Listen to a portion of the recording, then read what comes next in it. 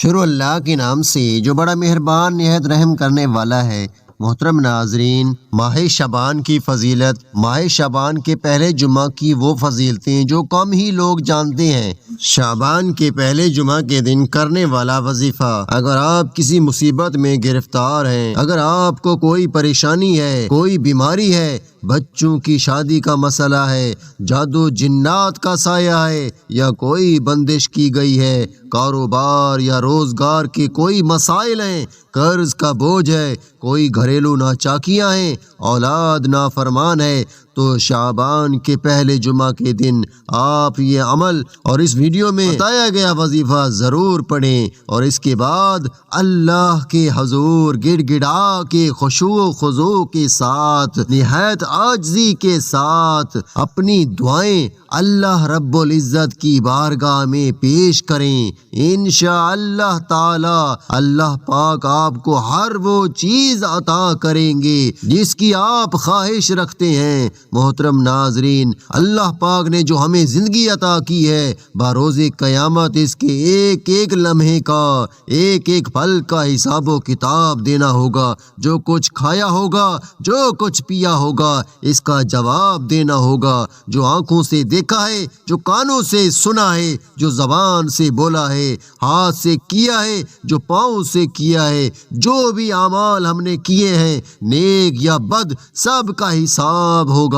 ریت کے ذرے کے برابر کسی کے ساتھ زیادتی نہ ہوگی۔ ریت کے ذرے کے برابر کسی نے ہمارے ساتھ زیادتی کی ہوگی تو اس کا پورا پورا بدلہ لیا جائے گا اور دیا جائے گا۔ اس لیے ہمیں اپنا ہر قدم سوچ سمجھ کر اٹھانا چاہیے کہ کوئی اللہ کی نافرمانی نہ ہونے پائے۔ محترم ناظرین، اسلامی سال کا آغاز ماہ محرم سے اور اختتام ذی الحج پر ہوتا ہے۔ شعبان 8واں اسلامی مہینہ ہے جو رمضان المبارک سے پہلے آتا ہے۔ اس مہینہ کو اللہ جل شانہ نے بہت فضیلت عطا فرمائی ہے، جس کی عظیم وجہ تو یہ معلوم ہوتی ہے کہ اس مہینہ میں ماہ رمضان کے روزوں، تراویح اور دیگر عبادات کی تیاری کا موقع ملتا ہے۔ رمضان جو اپنی برکتوں، رحمتوں اور عنایات کا موسم بہار ہے، اس کی تیاری کا ماہ شعبان سے شروع ہونا اس کی عظمت کو چار چاند لگا دیتا ہے۔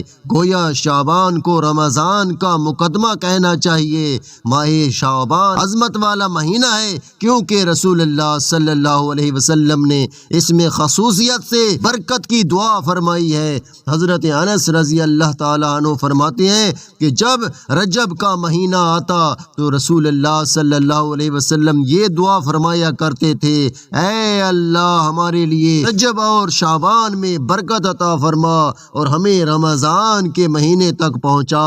چونکہ یہ رمضان کا مقدمہ ہے، اس لیے اس میں رمضان کے استقبال کے لیے تیاری کی جاتی ہے۔ خود رسول اللہ صلی اللہ علیہ وسلم نے اس مہینے میں رمضان کی تیاری کی اور ترغیب دی۔ حضرت انس بن مالک رضی اللہ تعالیٰ عنہ روایت کرتے ہیں کہ ماہ رجب کی آمد پر رسول اللہ صلی اللہ علیہ وسلم یوں فرمایا کرتے تھے کہ اے اللہ ہمارے لیے رجب اور شعبان میں برکتیں نازل فرما اور رمضان ہمیں نصیب فرما۔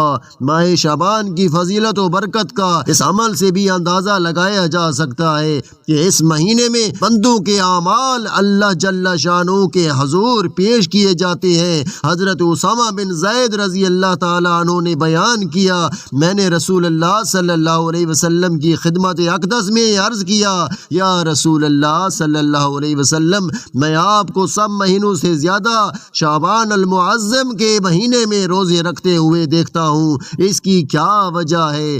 آپ صلی اللہ علیہ وآلہ وسلم نے فرمایا، یہ وہ مہینہ ہے جس سے لوگ غافل اور سست ہیں۔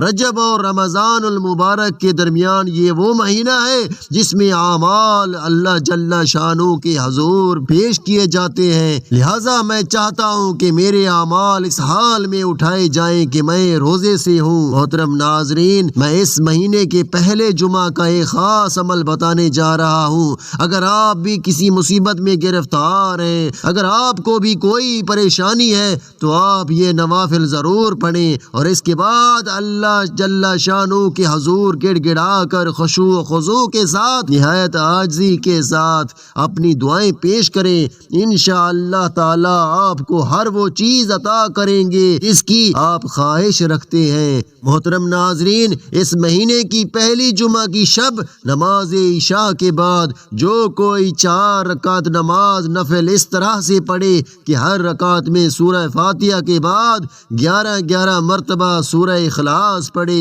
اور اس نفل نماز کا ثواب خاتون جنت حضرت فاطمہ الزہرا رضی اللہ تعالی عنہا کو بخشے تو بفضل باری تعالی اسے جنت میں جگہ عطا ہوگی۔ اسی طرح شعبان کے پہلے جمعۃ المبارک کو نماز مغرب کے بعد نماز عشاء سے پہلے 2 رکعت نفل نماز اس طرح پڑھے کہ ہر رکعت میں سورہ فاتحہ کے بعد 1 مرتبہ آیت الکرسی، 10 مرتبہ سورہ اخلاص اور 1 مرتبہ سورہ ناس پڑھے۔ اللہ تعالیٰ اسے ایمان کی سلامتی اور ترقی عطا فرمائیں گے، اور اس کے بعد آپ جو بھی دعا کریں گے انشاءاللہ تعالیٰ آپ کی دعا ضرور قبول ہوگی۔ جس خواہش کے لیے آپ دعا کریں گے وہ خواہش آپ کی انشاءاللہ ضرور پوری ہوگی۔ محترم ناظرین، اس ماہ میں ایک رات ایسی آتی ہے جو کہ بہت ہی برکتوں والی ہے، جس کو شب برات کے نام سے یاد کیا جاتا ہے۔ بدقسمتی کی بات ہے کہ برکت و سعادت کے باوجود ہم یہ مقدس رات بھی تو حمات اور فضول ہندوانہ رسومات کی نظر کر دیتے ہیں، اور اس رات میں افراط و تفرید کا شکار ہو کر اسے کھیل کود میں گزار دیتے ہیں۔ ذلت و رسوائی، بدامنی، خوف و دہشت گردی اور بے برکتی کی زندگی بسر کر رہے ہیں۔ اس سے نجات کی ایک ہی راہ ہے کہ ساری قوم اجتماعی طور پر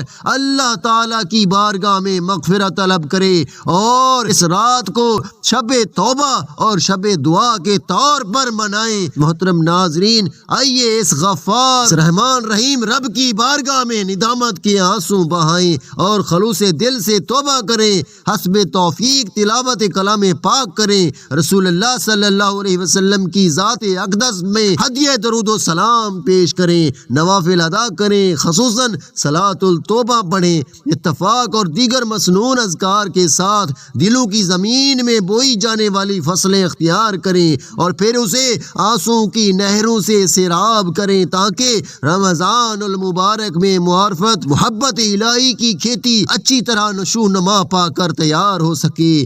یہ کہنا بے جا نہ ہوگا کہ شعبان المعظم رمضان المبارک کی ابتدائیہ اور مقدمہ ہے، اور اس میں ہمیں ماہ رمضان کی عبادت کی تیاری کرنی چاہیے۔ حضرت سلمان فارسی رضی اللہ تعالیٰ عنہ سے روایت ہے کہ رسول اللہ صلی اللہ علیہ وسلم نے ہمیں شعبان کے مہینے کی آخری تاریخ میں خطبہ دیا اور فرمایا کہ اے لوگو، تم پر ایک عظمت و برکت والا مہینہ سایہ فگن ہونے والا ہے۔ پھر آپ صلی اللہ علیہ وسلم نے شب قدر، مغفرت باری تعالیٰ اور رمضان میں اہتمام سے کیے جانے والے خصوصی اعمال کا تذکرہ فرمایا۔ شعبان کی فضیلت اس بات سے بھی اجاگر ہوتی ہے کہ آپ صلی اللہ علیہ وسلم نے اس کے چاند اور اس کی تاریخوں کے حساب کا بھی اہتمام فرماتے تھے۔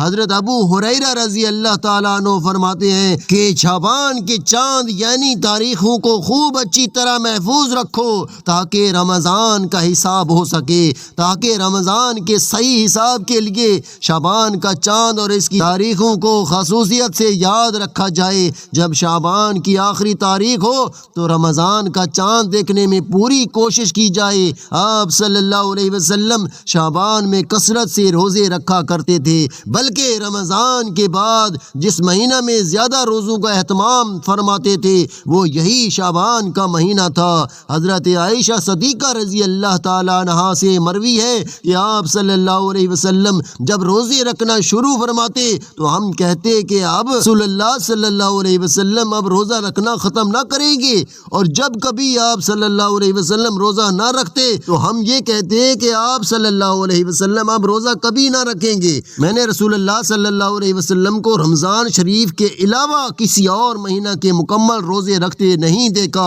اور میں نے رسول اللہ صلی اللہ علیہ وسلم کو شعبان کے علاوہ کسی اور مہینہ میں کثرت سے روزے رکھتے نہیں دیکھا۔